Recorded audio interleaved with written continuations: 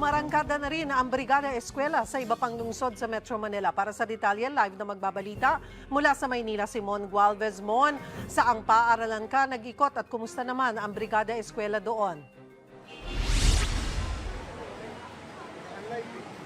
Cheryl, isa ang Toro Hills Elementary School sa Quezon City sa mga nagsagawa ng Brigada Eskwela ngayong araw, isang linggo bago ang pagbabalik or back to school ng mga mag-aaral at aabot sa 500 mga guro, magulang, ilang miyembro ng NGO at mga mag-aaral ang sama-sama at nagtulong-tulong ang maglinis ng kanilang paaralan bago ang pagbabalik eskwela. Pero isa sa mga naging highlight dito ay yung isinusulong ng isang non-government organization or environment organization na Ban Toxics, na kung saan nais sila magkaroon ng toxics-free, waste-free school program. At ang pinaka pinupush nila dito ay yung masulong ulit yung green procurement policy, kung saan yung mga gagamitin ng mga maglilinis or magbabrigada eskwela gaya ng mga pintura ay masigurong walang content or chemicals na talaga naman nakalalason na maaaring makaapekto sa kondisyon ng mga bata, lalo na sa mga makakalanghap at makakaamoy nito. At kabilang nga dyan, yung mga idinodonate daw sa mga paaralan na sana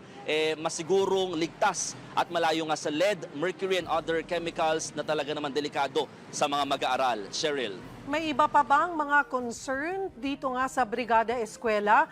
Yung mga ibang eskwelahan kasi siguro ang Maynila at iba dito sa NCR walang problema pagdating sa budget. Diyan sa Maynila, kumusta naman? Kompleto?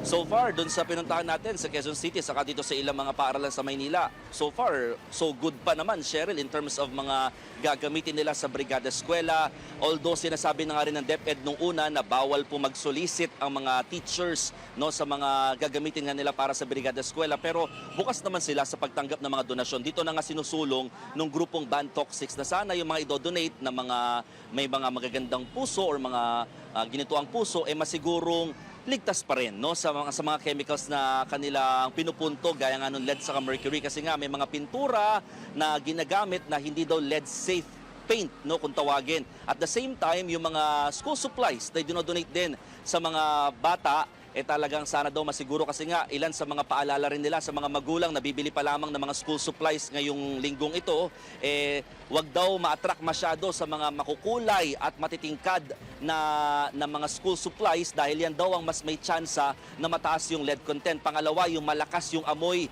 ng pintura o PVC, maaaring ito raw ay may mataas din na content ng lead o mercury.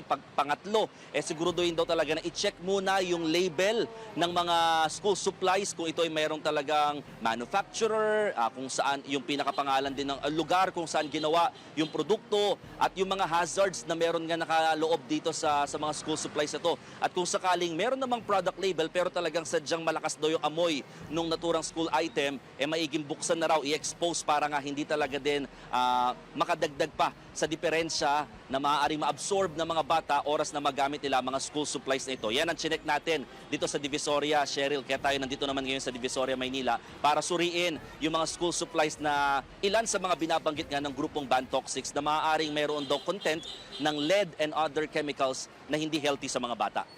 Saan pag-iikot mo dyan sa Divisoria?